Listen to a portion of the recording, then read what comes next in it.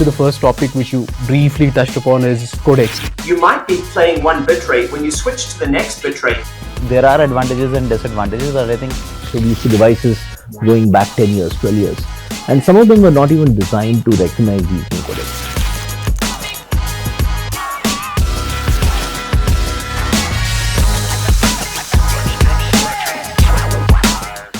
Hello everyone, welcome to this series of podcasts. My name is Bilal.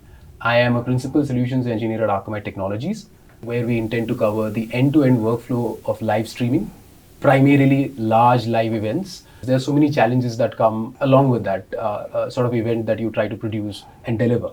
So we will cover a lot of these complexities and challenges through this series. But before we begin, let me do a brief introduction. I'll begin with me in the studio. I have two special guests, Nikhil and Ashutosh. Nikhil is the head of video engineering at Viacom 18 and Ashutosh is the chief software architect in Viacom 18 for the Jio Cinema platform. And joining us remotely is Akamai's chief architect for cloud technology, Will Law. So welcome Nick, Ashu, Will, welcome to the podcast. Now, what goes behind the scenes when you're preparing for a large live event like the ones that you do?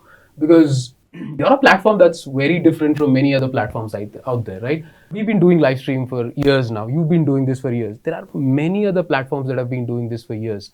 But maybe a handful, maybe less, have the kind of properties that you do. Like Tata IPL, for example. The kind of reach that that property has, does that warrant a specific type of planning? Is that what goes behind the scenes? Because if, let's say, there is an event that's coming up in Jan or March next year, so when do you begin planning for this? And what goes into planning for this type of an event? If you could just briefly touch upon that. Sure. Yeah, I think there are broadly three areas of planning. So for a March event, we would begin work around September, October. And by December, more or less, we would be frozen on all of these areas and getting all of our updated builds with the new features and whatever we were launching in that particular season, all needs to be with users and already on app stores by the time we begin the new year in January. So once we do that release, then we are guaranteed that almost everyone will get a consistent and similar experience across all platforms by the time the event comes around. most of our preparation actually starts just right after the one season is completed, where in retrospect we start to take away learnings and whatever we have kind of missed or whatever we have learned from that season. Because sometimes things need a lot more longer planning. Not every aspect, most of these things start to finalize, as Nick said, 6 months before the event starts, but a lot of work starts, right? Like just after the season, we'll probably start thinking about what we're going to do next. Yeah, I think those learnings are very important. As the season progresses, we see various different demographic shifts. We see different regions adding new consumer bases. We see traction for different languages. All of these things become really solid input for us to plan the next season.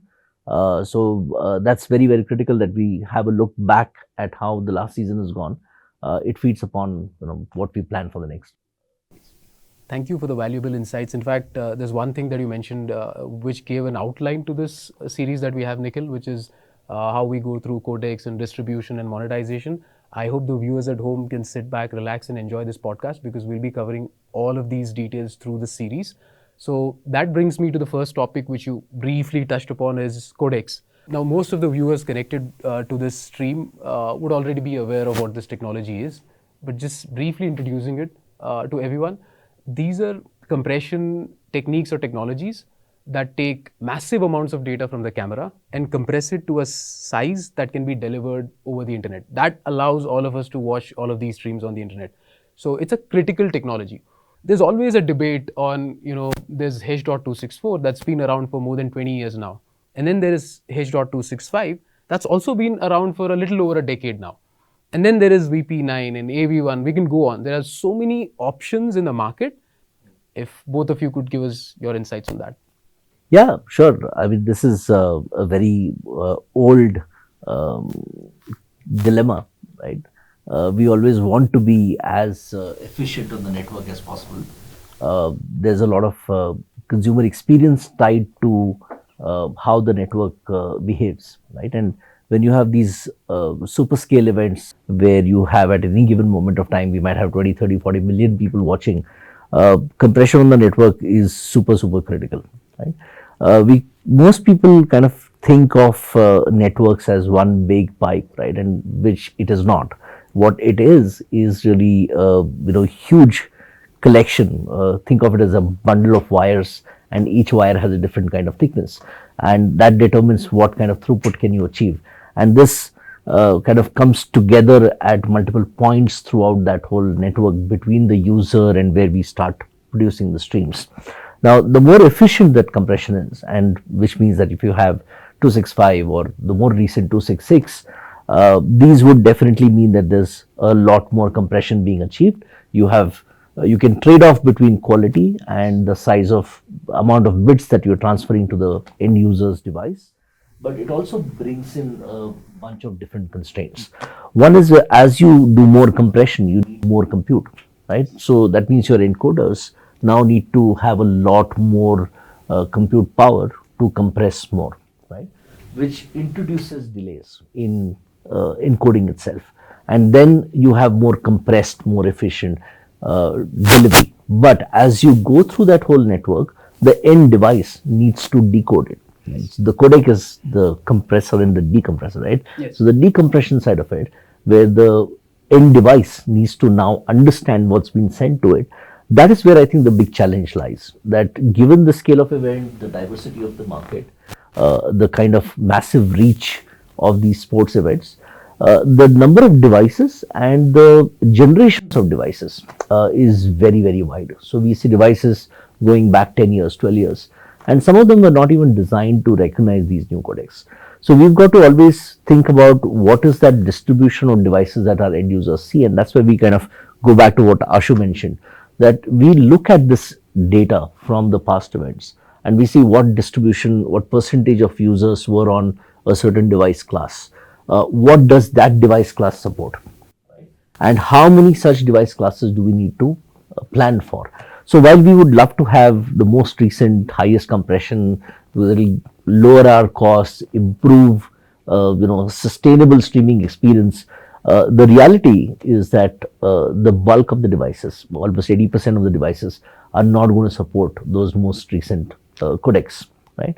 And which kind of constrains us. So while we can produce even the most recent codecs, which include lab level codecs like AV1, right, or VVC, but devices don't support them. Today, there's hardly a single, one or two mobile chipsets which support, 266 or AV1. So it's simply impossible to even consider these for at least the foreseeable future. So as these device ecosystems mature, we'll probably get to that point where we'll be able to actually put this into reality. Thank you. And Ashu, if you want to add to that. How does codecs has what codecs have complexity on the CDN or the distribution side, like on this thing? Does it really matter, or is it like it doesn't matter to you? No, so it doesn't matter to a CDN what codec, because we're passed through. It's a binary object, right? We take it, we deliver it. We care about the size of the object. The more inefficient your codec, the larger that object's going to be for a certain visual quality of the end user. So a naive CDN could argue that CDNs should surely be in favor of bad codecs, right? Because then there would be a higher volume. We bill by gigabyte, we make more money. But clearly, that's a very short-sighted view. We like more efficient codecs, right? Because at the end of the day, the end user has a higher quality experience. The customer has a better event, and then it's a sustainable industry. So we're in favor of new codecs, even though they don't affect us directly. They affect us by the volume of traffic we have to move. And it's curious to me that none of us use computers from 20 years ago, but we're running our latest live events today on a codec that is 20 years old. And I think Nikhil has pointed out quite eloquently that there's practical reasons for that. The ubiquity of decode and the ability for a device to decode that codec in hardware and not software is overriding any sort of compression efficiency gains we can get from the latest codecs. So we're a little bit stuck with codecs, right? We have this hill we have to climb in the short term where we have to make two codecs at the same time before we can get to a plateau where everybody's on the new codec. And that hill so far, we've been climbing it for 20 years. We haven't quite got to HEVC. So I think HEVC out of the codec choices is getting there. But today, I think Globally, the new thinking about codecs is they should not be static decisions. You should never sit in a boardroom in January and say, we are going to do this codec and this bitrate ladder for the rest of the year, and that's how it is. You constantly look at your data, and you should be constantly changing that codec mix to meet the audience landscape that is actually consuming your content. Absolutely, I completely agree with Will. In fact, last season as well as this season, we actually were running both 264 and 265, and we had to do a lot of work, which Ashu will touch upon, which is client side, where we try to detect the capability of the device, whether this device can actually deliver this particular codec or not, and then the device signals that I am able to consume this codec, and then that decision gets made, and then we serve that particular codec to that user. So we are running both in parallel, and at Tata IPL scale, which is possibly something like 65 unique streams, we actually have double of those running just to support an additional codec. But Ashu, you should touch more upon that. I want to touch base on the device thing, right? Like, so one of the important thing is, like, before you hand out to the user, like, you can leave the decision of which codec to pick either on the server or on the client, right? If you leave it to the client, then there's a chance that the client will make poor choices, and it might get stuck in a loop and might lead to a poor consumer experience. So what we try to do is we try to collect signals, the device from whether it can run H265 or not. And the funny thing is that a lot of manufacturers advertise saying that they can support H265, but when you actually give them H265, they will just not work. They'll like, you give them screen, the user will see a green screen, or the user will not have an audio, or will have some decoding issues because it's not implemented properly. Again, these things are, while it is done within the player, but there is a lot of dependency upon the underlying OS and the hardware to do it. So that becomes very important for us to figure it out. How do we pan out, and how much do we roll out, and how do we roll out? Yeah, I think this is where what Will touched upon about hardware decode versus software decode becomes very important. Most devices, it's easy for the OEMs to quickly add support for a codec by decoding it at software level. But that means that in a market like India, where predominantly for large events we have 85% consumption happening on mobile devices, CPUs are going to run a lot more for that software decode to be supported, and that means that you'll have so much lesser battery life, right? So there is a trade-off there, whether to do something expensive on the CPU side or not to save bits on the wire, versus saying, okay, let's give them the basic experience which is sustainable, right, over a long event, because that factor comes in. That Tata IPL is 4 hours of streaming, right? That's the match duration. We might have shows before and after, so that takes it to 5 hours or 6 hours. So it's important that somebody who wants to watch the entire game should be able to watch it entirely, right, sustainably. So that becomes the overriding factor in making these decisions. There's one more aspect, right? It's codec is just not about compute; it's also about memory. Because on the decoder side, you would have to stage more. Like, the more the complex, you need more memory utilization.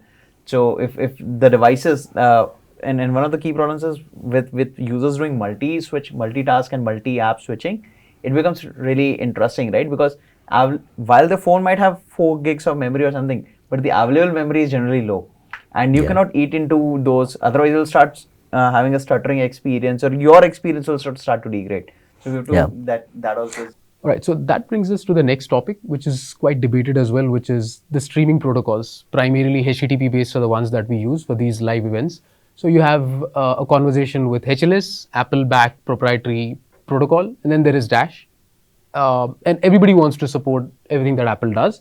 But then in India, you have an ecosystem where it's primarily Android. And then also, just to add, there's the CMAF container that tries to simplify both the playlists. When I look up your library, I see HLS for live IPL events or matches, and then those recordings are also HLS. But when I go through your WARD library, I see more Dash coming in. Is there a reason why you have this hybrid approach? Is there more to it that we don't know that you would want to add to? Live is predominantly going to remain HLS because of all these different trade-offs that we discussed. But I think the key thing is, when it comes to WARD, there is content that we have which needs to be encrypted as well. Now, when you go to encryption, you have to necessarily support the native encryption for each of the different platforms. So you have both HLS and Dash coming in over there for the encryption support. So what you'll see in both. Live also we have the ability to do both. It's not constrained, but there are other downstream factors. For example, how we choose to do ad insertions, which is very material to this choice of streaming protocol. So HLS is simpler. It is more widely available on almost all platforms. So it can be one unified protocol which kind of runs across all devices, all experiences, all markets, and we can also efficiently do ad insertions on those. That's what determines this part of it. The simplicity of the protocol and availability across a range of devices is more important. And in my opinion, like they're both HTTP based protocols, right? They don't carry the width. The role of the protocol, the HTTP manifest protocol, is to tell you where to get video from, where to get, like if you look at the HTTP live streaming, it's basically video segments coming one by one, and then the manifest tells you where to get the next this thing from. You can use either of them. There are advantages and disadvantages, but I think HLS has improved quite a lot in the last couple of years also in terms of the capabilities they have added and the support it has gone. It had become stagnant for a period, and then I think it has picked up pace also, right? Will, if you want to add on that. The interesting thing is HLS and Dash are like, imagine there's a parade going down the street and Ashu's there and I'm there and we're both describing it. And Ashu might describe it in Hindi and I might describe it in English, right? Two different ways to describe exactly the same thing. A video stream is a flow of frames, and HLS is one language to describe it, and Dash is another language to describe it. They achieve the same end. And they're right. What Ashu is getting at, HLS started out very simply. It's a format that is clock-free, which is very interesting. There's no time requirement on the player. You simply ask the server for a list of objects, you go to the last one, and you load it. Right? That's very simple on the surface. Dash has a notion about time. But it also means that HLS can get out of time and the player doesn't even know that it's serving stale manifests and stale content. So on the surface, there's simplicity, but underneath, there's equal complexity because they're both trying to describe the same thing. And we're seeing a lot of convergence today where Dash and HLS are starting to get closer and closer to each other in features and capability. And there's a strong push in the industry, especially by CTA Wave project, to harmonize the two formats, to make it so that broadcasters and distributors can achieve feature parity and quality parity across HLS and Dash. So all the reasons today, but I think as we add CMAF in as a common container, CMAF is not another streaming format. It is just a box into which we put audio and video and we reference it with HLS and Dash. And by putting it in a common box, we can have our two languages reference the same media objects. And those are the ones that take money to produce, money to store, and money to distribute over the internet. And also, like if you look from a live perspective, like live versus VOD, right? Dash and HLS almost behave similar, right? Like it's not like in VOD, it's still cheaper because you load one manifest and then you get all the variants and everything together and the client does the decision making. But when it comes to live, there's polling involved, right? And like in HLS, you're constantly polling for the next reference in this thing. You do the same thing in the Dash also. And probably not if you're just doing a plain line, but if you're doing ads and all where there is more metadata which has to come, then you have to constantly keep on polling. So from a scale perspective, from a client perspective, it's the same cost. There's a point there, Ashu. So Dash can be much more efficient than HLS on a request basis, right? Dash has several modes of operation. The one mode is it operates like HLS. There's a segment list and it describes every segment. The other mode is segment template dollar duration, where it has only makes one request for a manifest and it can predict every segment. So as we get to scale, Dash using its segment template mode can have a lot fewer requests to an edge than HLS does. And additionally with Dash, as we drop our latency target, we don't increase our request rate. But with HLS, to drop our latency, the request rate is inversely proportional to the latency. As my latency goes down, my request rate goes up by the same amount. But it's a technological feature. But the problem with the templated version is when you're doing server-side ad insertion, you cannot use that. that's where the tricky business comes, right? That's why I said that, the key decision making factor here is really how we choose to do ad insertions, and HLS is just simpler because as soon as you go into multi-period dash Yeah. with management of those periods and then switching in and out of the main period and to the ad segments period and back, I think just becomes more complex to handle. So it's simpler overall to kind of. The other aspect is, right, like we do not do video ads in a simpler video ads, but our ads experiences are little complicated than just showing video, like just replacing the video segments with ad segments. We do a lot more, and that requires you to send some information through these protocols. Now, what sort of role do they play? Then there are bitrate ladders, there's constant bitrate, you have variable bitrates, then there is content aware encoding that's happening. These methods have come up in the recent past. And what we've seen is now with certain premium content, you have enhanced bitrates that sort of YouTube does, and there are other platforms that tend to use higher bitrates to give a more premium experience to their users. Will, you've been seeing this a lot, maybe from constant to variable to even content aware. And then keep in mind the fact that we are talking live streams, so there's the latency question that arises with all the advancements in codecs. They bring down bit rates, but do you see adoption with any of these methods in live streams apart from constant bit rates? Yeah, absolutely. So, firstly, in terms of ladders, it used to be in the old days you would in January make a decision about what your bitrate ladder is going to be. You might go read the Apple encoding guidelines and just follow that exactly. Those guidelines are for people in fiber in Cupertino, right? It's not necessarily going to work on mobile connections in India or in Africa or in Eastern Europe. So you have to adjust bit rates both to the type of your bitrate ladder, rather, to the whether you're doing live or VOD, because you actually want differences there, and also to the last mile connectivity and the type of device for the end users. I did a bunch of studies here in the US for VOD content, right? And it almost always, if you have a ladder, if you have 5 or 6 bit rates, people are pinned into 2 buckets. They're either sitting at the upper end or they're sitting at the bottom end. Those middle ones, people don't stay on them for long. They're transitory. They're just moving, right? And mostly for VOD, 90% of your people will be at the top bit rate all the time. They don't even switch. 10% of your people will be at the bottom, and they will be doing all the switching and all the rebuffering. So those are the ones you want to take care of, right? So you'll see a bias if you have a mobile network and have a lot more bit rates at the lower end of your ladder than you are at the top. And for your VOD content, where you have the luxury of a higher buffer, you can afford to have a broader bit rate switch because your player can accommodate changes that you can't do with live. The other factor for encoding, it used to be the rule in the old days, CBR was live, and that's how we did it, constant bitrate encoding. That's not true today. Almost all encoding is VBR, variable bitrate, but the degree to which it will vary can be adjusted. For VOD, you have a much higher tolerance for excursions from your target bitrate. You have less tolerance in that for live. But it's still today capped VBR and content-aware encoding are the 2 applications that are mostly being used.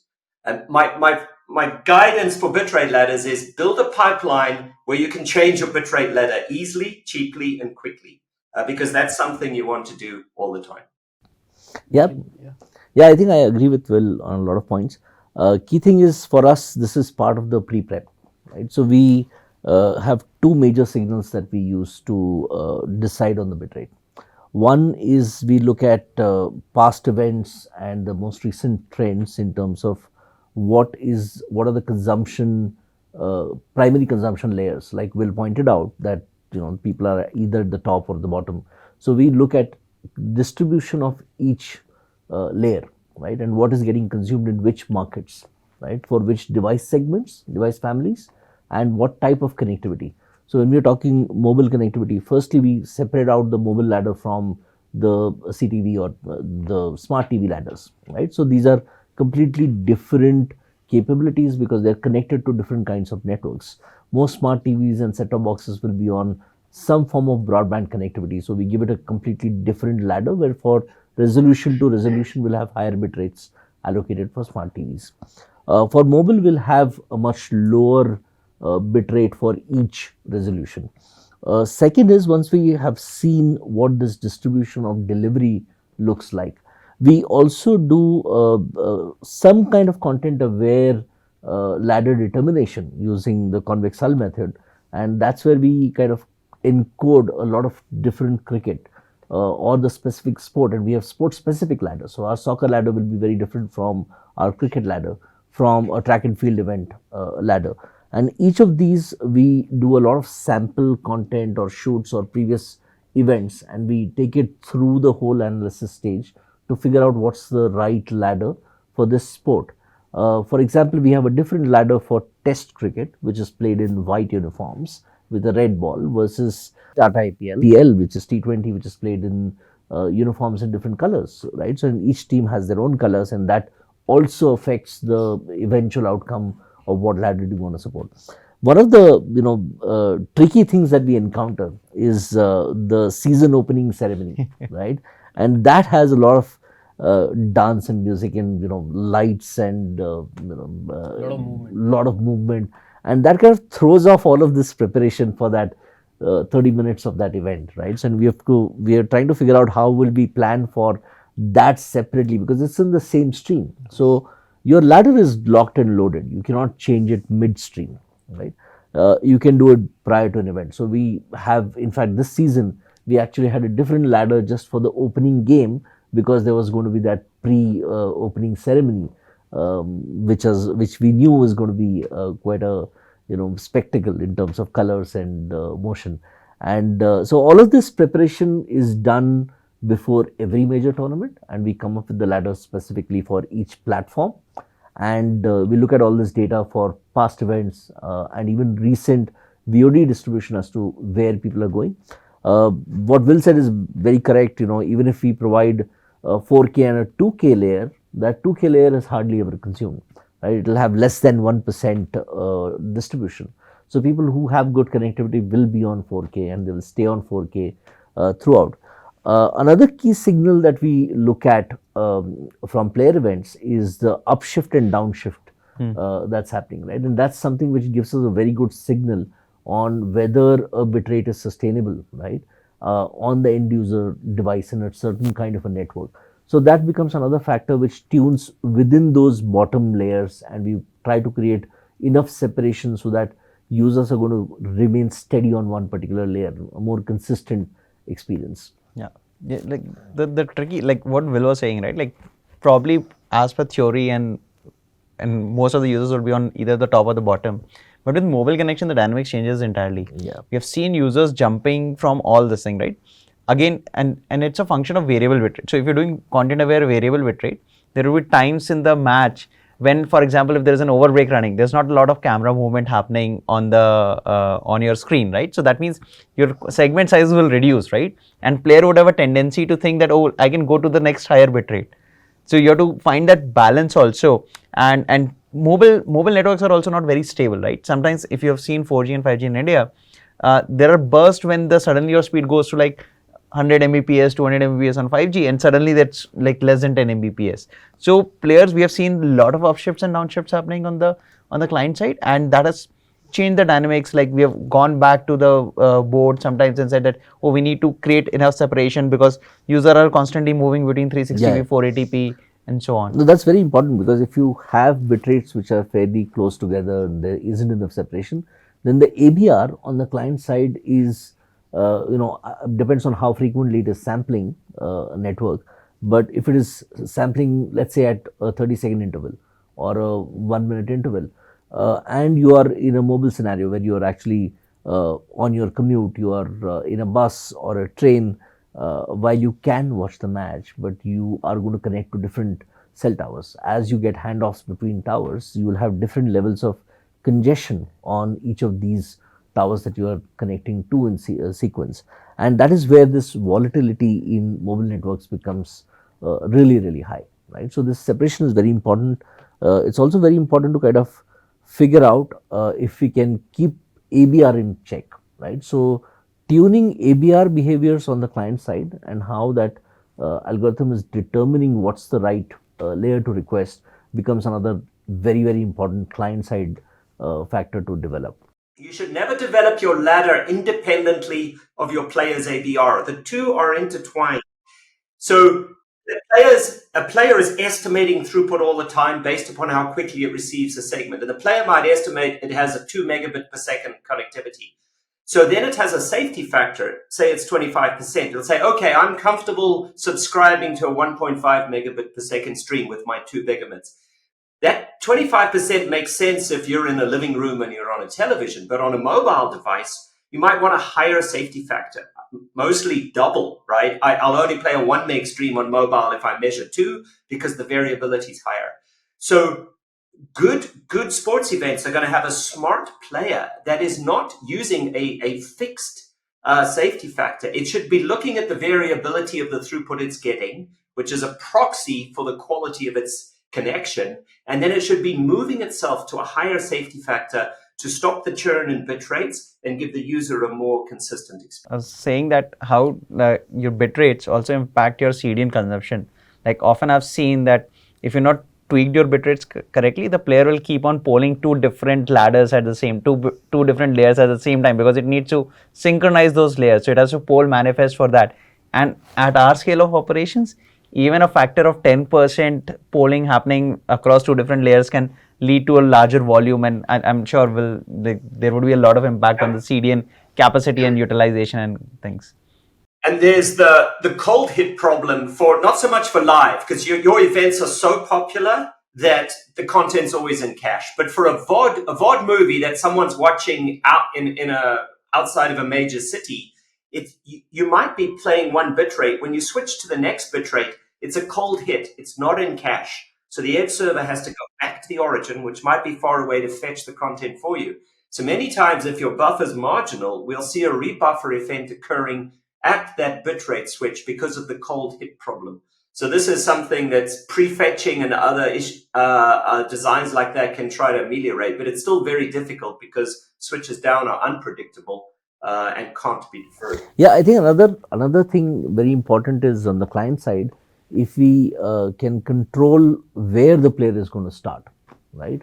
And then let the player discover through ABR what's the best place to be at.